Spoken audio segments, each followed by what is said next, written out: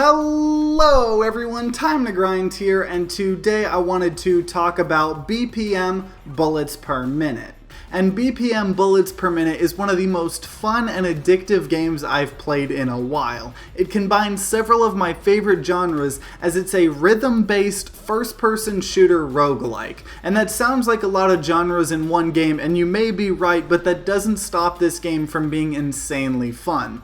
Before we get into the review though, I do just want to let you guys know that I was given an early copy of the game in order to make a video for you guys. I never let that influence my reviews, I just like staying as transparent as possible for you all. But let's just jump right into the review. So Bullets Per Minute is a first-person shooter roguelike that requires you to fire your guns to the beat, reload to the beat, dodge to the beat, and pretty much just do everything to the beat of this super awesome rock opera. And so not only are you and all your actions tied to the beat of the music, all the enemies are as well. So they kind of like to attack to the beat and will do choreographed moves and attacks that make them look like they're almost dancing to the beat of the music while trying to kill you. And at first, getting used to having to fire on the beat was pretty hard and a little awkward, but it's vital that you do it because if you're trying to fire your guns or reloading off beat, it won't do anything and you'll also lose your score multiplier.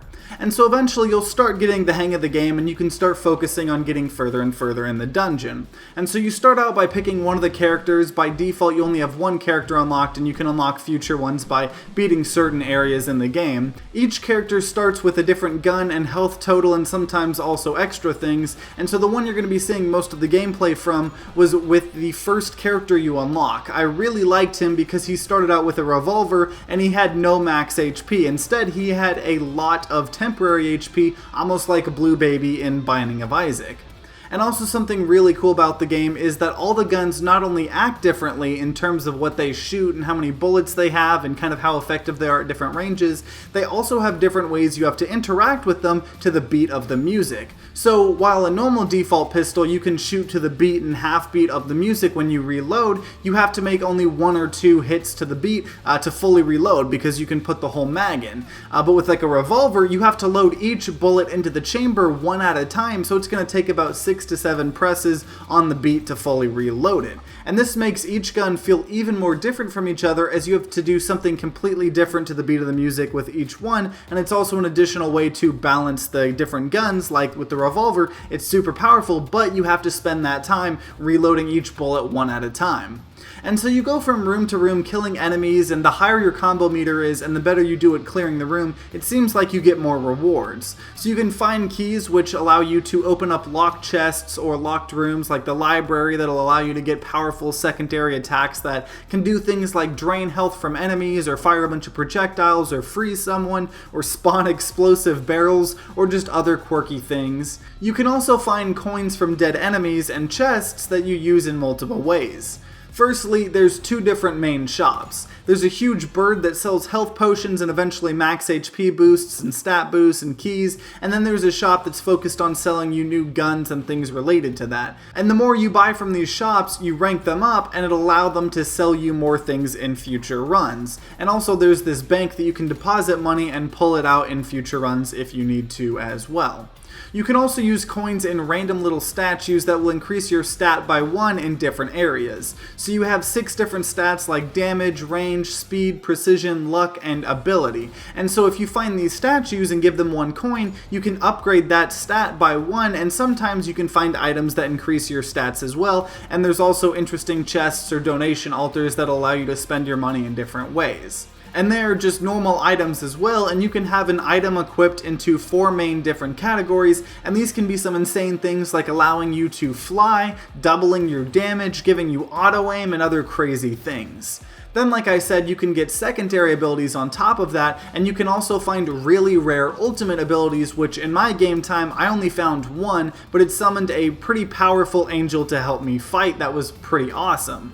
And so between all the cool new guns you can find, the items you can get to give you various abilities and buffs, upgrading your stats, you can get some really awesome builds that make you feel super powerful and super badass. Some roguelikes have a hard time finding a good balance between allowing the player to feel a little overpowered at times, but still staying grounded and not game-breaking, and BPM does it perfectly.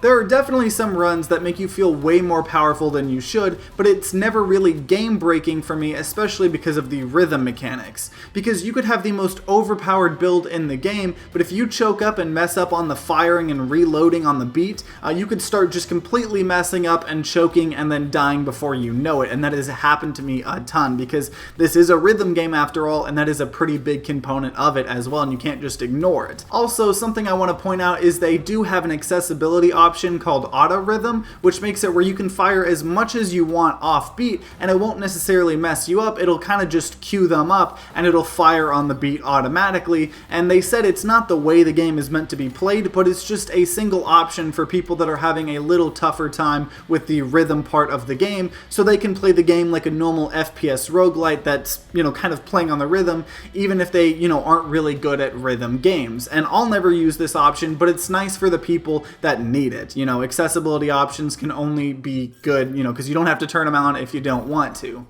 And so the gameplay is just some of the most satisfying FPS gameplay I have played in a while. Firing each bullet and reloading your guns to this amazing rock soundtrack makes you feel extremely badass, and the game allows you to feel very powerful without making the game feel unbalanced. It finds a great balance of finding different ways to challenge you instead of just making people bullet sponges or just throwing more and more enemies at you. The AI are actually really unique, and all the different enemies do different things and do different attacks, and it feels like a very, well-rounded game. The art style is also this very interesting and cool, heavily colored and contrasty look, and it makes it feel very unique, and it matches the gameplay really well. And the progression in the game is also pretty cool. You have the character unlocks that you get by getting further and further in the game, and also if you beat the game with the different characters, you unlock different starting kind of abilities for them, and on top of that, there's different difficulties. There's an easy and a hard difficulty for each character, so if you eventually get super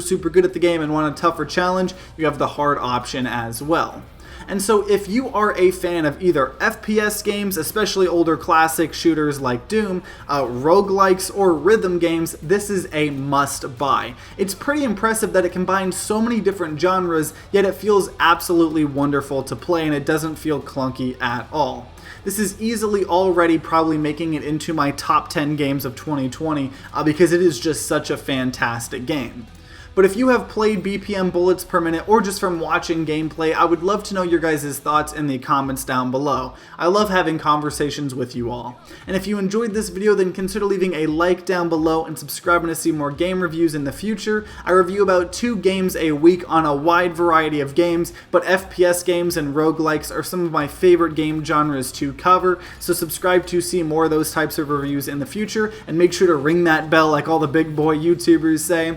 And also, if you can't get enough of me, I have a podcast called Media Crash, where every episode we talk about different genres of games, movies, or TV, and we actually did an episode of FPS games in the past, so check that out as well. And if you guys are going to be grinding out some games of BPM, I wish you luck, and see you guys next time.